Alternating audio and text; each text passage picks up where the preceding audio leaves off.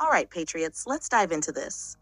Back in 2015, a Somali national in Durban took a stand and told South African police a chilling truth.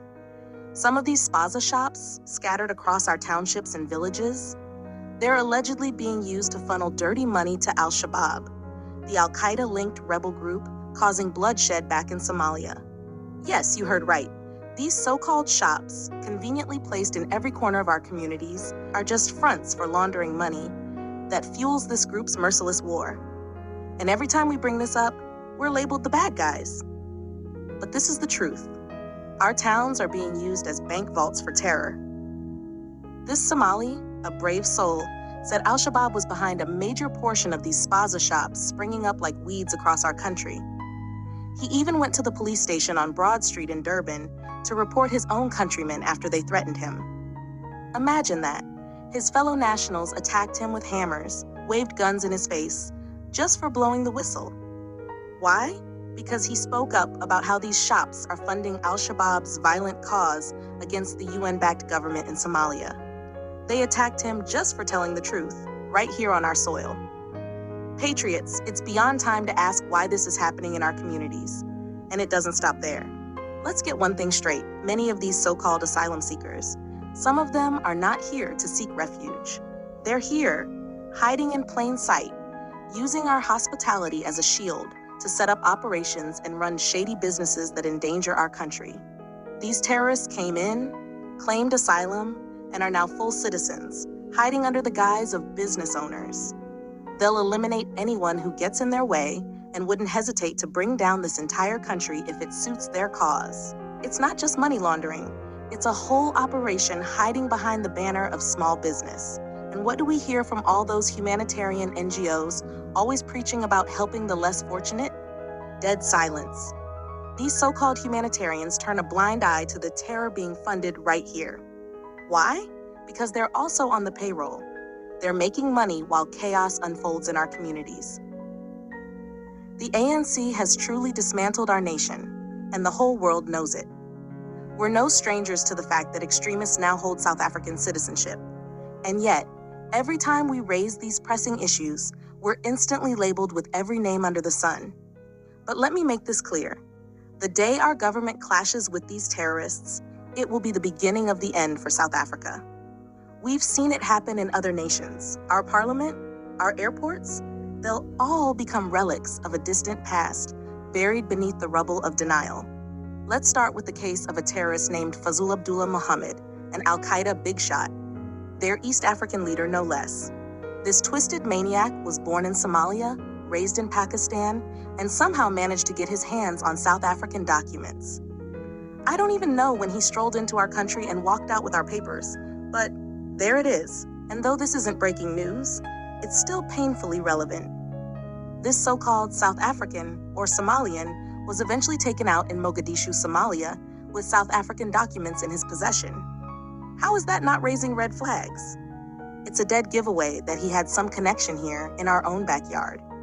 But he's not alone, not the first so-called foreigner found with our documents, and undoubtedly won't be the last. Fazul Abdullah Mohammed, the same mastermind behind the American embassy bombings in Kenya and Tanzania, didn't work alone. His killing came after a fateful run-in with a Somali checkpoint, a fortunate accident that led to his end. But think about it, Patriots. This was the same time Al-Qaeda was recovering from the assassination of their notorious founder, Osama bin Laden, in Pakistan just a month prior. Fazul was linked with bin Laden himself, working shoulder to shoulder with one of history's most infamous terrorists. And every time we raise these concerns, we're shot down as xenophobic. Open your eyes, Patriots. The day South Africa dares to arrest these monsters, our nation could be turned to ashes in minutes. Back in 2003, another terrorist by the name of Ian Garnaoui, a Tunisian connected with Al-Qaeda, spilled to German investigators that he held several South African passports. That's right, multiple passports. Arrested in January 2003, this Garnaoui had hopped from South Africa to Belgium and then to Germany, where he was charged with plotting bombings against American and Jewish targets to coincide with the US-led invasion of Iraq. Our documents, our resources, aiding and abetting terrorism, and yet we're told to stay silent. Then there's the Libyan national, Ibrahim Tantouche, another wanted individual. Arrested in Indonesia, he too was carrying a South African passport and was conveniently shipped back to South Africa, despite not even being one of us.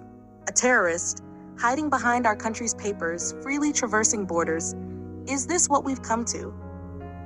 Why are we putting our citizens at risk to accommodate these threats? Let's not forget Harun Rashid Aswad, a UK national nabbed in Zambia on July 20th, 2005. This man had been living comfortably in Johannesburg for 5 whole months. And here's the kicker. He was in regular contact with the 4 suicide bombers responsible for the London 7/7 bombings, who reached out to him 20 times on his South African phone. The US had been after him too, for setting up a training camp in Oregon back in 1999. Yet when caught, he had a South African passport in hand. It's absurd, patriots. We're offering safe passage to individuals wanted worldwide. Now we get to Mohammed Gulzar, one of 8 suspects tied to a 2006 plot aiming to bomb flights between Britain, the US, and Canada with liquid explosives. On July 18, 2006, he entered Britain on a flight from South Africa via Mauritius under a fake name, Altaf Ravat. This man had lived here in our country, and yes, he was holding a South African passport.